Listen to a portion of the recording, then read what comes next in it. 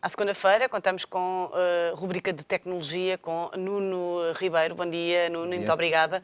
Começamos pela Microsoft, que anunciou uma vaga de despedimentos de 7.800 colaboradores e também duas mudanças estratégicas. Para já os despedimentos, porquê esta vaga tão grande? Tem a ver com estas duas mudanças estratégicas em particular, ou seja, a Microsoft já tinha feito aqui há uns meses também um grande despedimento de colaboradores e iniciou agora mais uma fase. Isto tem a ver sobretudo com duas mudanças estratégicas que Satya Nadella decidiu alterar na Microsoft. A primeira tem sobretudo a ver com a área mobile e é aqui que incide o grande foco dos despedimentos. Tem a ver com a questão da Nokia, que a Microsoft tinha adquirido e que adquiriu em setembro de 2013 e depois concretizou em 2014.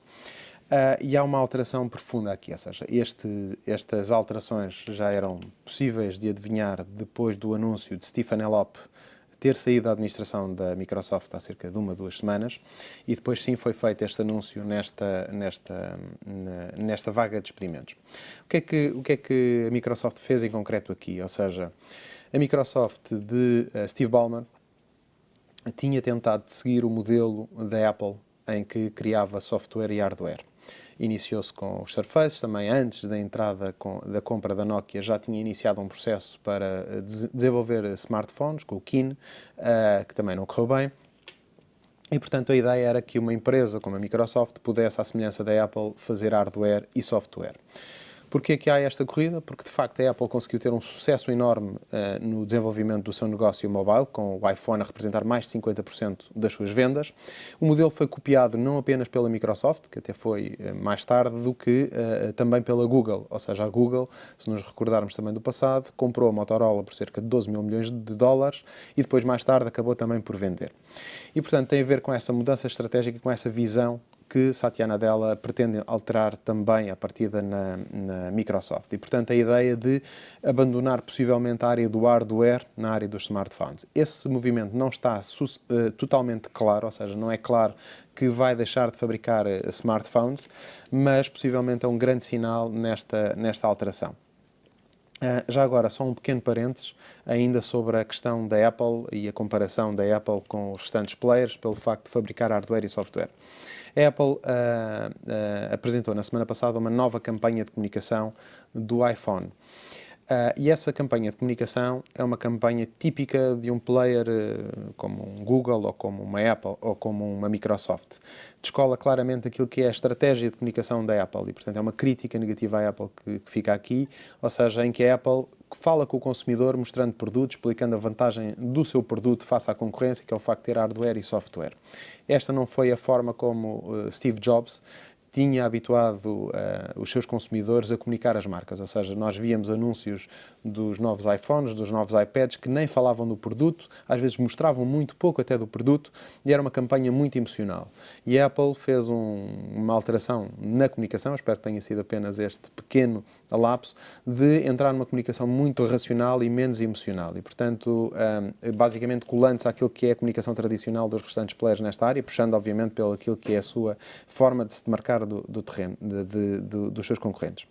Mas, portanto, tem a ver com este impacto desta alteração, voltando à Microsoft, desta alteração nesta saída destas pessoas, tem um impacto negativo de cerca de 7,6 mil milhões de dólares, portanto, que tem a ver com aquilo que era o goodwill esperado em cima da Nokia e, portanto, basicamente, o desaparecimento desta unidade de smartphones. Olhamos também para a Sony. Ainda antes disso, ou seja, a segunda alteração estratégica que a Microsoft altera tem a ver com a área da publicidade, ou seja, uma alteração muito profunda sobre aquilo que é a estratégia da Microsoft para a área da publicidade. A Microsoft operava com o MSN, com o Skype, etc., onde vendia publicidade e basicamente o que fez foi entregar a unidade de publicidade à AOL, nos Estados Unidos e noutros países, e entregar nos países onde não opera a AOL à AppNexus, que é uma empresa que gera publicidade na área programática. Isso possivelmente vai impactar também o nosso país, onde a Microsoft operava através da Microsoft Advertising, e portanto é uma alteração profunda que a Microsoft faz nesta visão sobre a área da publicidade.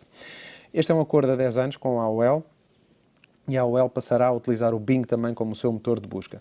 E, portanto, são dois movimentos que a Microsoft faz Resta saber o que é que eles vão fazer com o portal e qual é o movimento na área dos conteúdos que a Microsoft vai fazer aqui. E agora sim, a Sony que entra na realidade virtual com o projeto Morpheus é mais um player a tentar marcar posição nesta área? É claramente mais um player e um player importante nesta área porque a Sony, ao contrário, por exemplo, do Facebook, que também tem o Oculus Rift, tem uma vantagem acrescida que é o facto de já ter a PlayStation e, no caso, a PlayStation 4, que vai integrar com os óculos de realidade virtual, segundo consta, no primeiro semestre de 2016. E, de facto, a Sony tem uma penetração no mercado já grande com a PlayStation 4 e com as PlayStations que teve até aqui, portanto, é uma boa fidelização dos seus consumidores e que pode facilmente não apenas convencer os consumidores a estas novas experiências de realidade virtual, mas também os criadores de videojogos a desenvolverem os seus jogos em cima desta nova tecnologia de realidade virtual. E, portanto, temos um novo player e um player importante, ou seja, ao Facebook que comprou os Oculus Rift, temos também a Google, que também tem realidade virtual e realidade aumentada, e a Microsoft com o HoloLens, que também é um projeto novo da Microsoft. Portanto, gera-se aqui um novo campo e uma nova área de interesse para as tecnológicas, que é a realidade virtual. E já que falaste na Google, criou uma nova empresa, a Sidewalk Labs. O que é que faz esta empresa e qual é que é exatamente o objetivo da Google? Mostra um Google olhar muito para a frente, como já nos tem vindo a habituar, e um modelo muito interessante que replicou daquilo que já tinha feito no passado com o projeto Calico na área da saúde. Ou seja, a Google, com uma pessoa, com um especialista em determinadas áreas. No caso da Calico foi o Arthur Levinson, que é também presidente da Apple, uma pessoa muito focada na área da saúde e na área farmacêutica, também para além da Apple, e agora é com o adjunto do ex-presidente da Câmara de Nova York, Michael Bloomberg, e também tinha sido ex-CEO da Bloomberg, que a Google decide lançar uma empresa, uma startup, muito focada naquilo que vai ser o desenvolvimento das smart cities, ou seja, como é que as cidades vão gerir melhor a sua eficiência energética, os seus transportes, os seus resíduos, o movimento de pessoas. E, portanto, é uma startup sediada em Nova Iorque, liderada por um especialista em cidades, que a Google pretende fazer este desenvolvimento. Ou seja, se nós olharmos para tudo o que a Google já desenvolveu na área dos mapas, na área da geolocalização, na área dos transportes, com carros autoguiados, a cidade é claramente um ponto importante.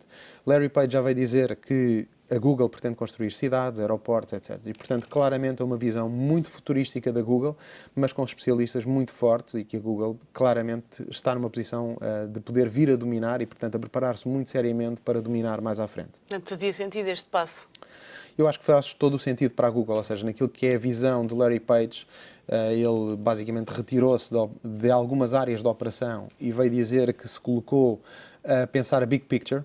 E nesta big picture da Google, que são várias peças de puzzle a caminharem todas juntas, claramente a área das cidades e a área da gestão das cidades, das smart cities, faz todo sentido e é uma peça de puzzle muito importante. Ou seja, se nós olharmos para o estado da saúde das pessoas que o Google vai conseguir saber, assim como a Apple, assim como outros players, e cruzar a informação com aquilo que é a gestão das cidades, a gestão dos hospitais, a gestão dos aeroportos, portanto, claramente o Google tem aqui um ponto muito interessante para desenvolver nos próximos anos. E esta empresa já começou a trabalhar efetivamente?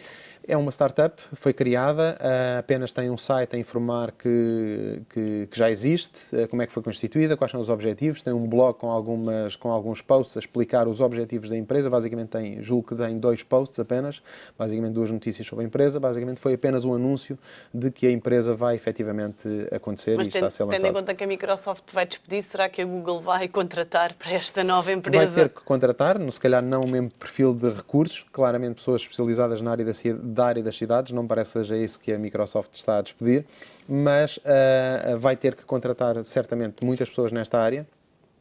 Especialistas em cidades, eu diria que pessoas que trabalham nas câmaras municipais dos Estados Unidos em particular, possivelmente também na Europa, tipicamente é o tipo de talentos e engenheiros também que consigam perceber e dar a perceber ao Google como é que é feita uma gestão na cidade nos dias de hoje e como é que isso pode ser alterado com a tecnologia que a Google tem e cruzando toda a informação que a Google já tem, mapas, volto a dizer, os mapas, a geolocalização, os dados de saúde e, portanto, toda essa informação é claramente um Big Data muito interessante para ser trabalhado e para sermos umas cidades mais eficientes.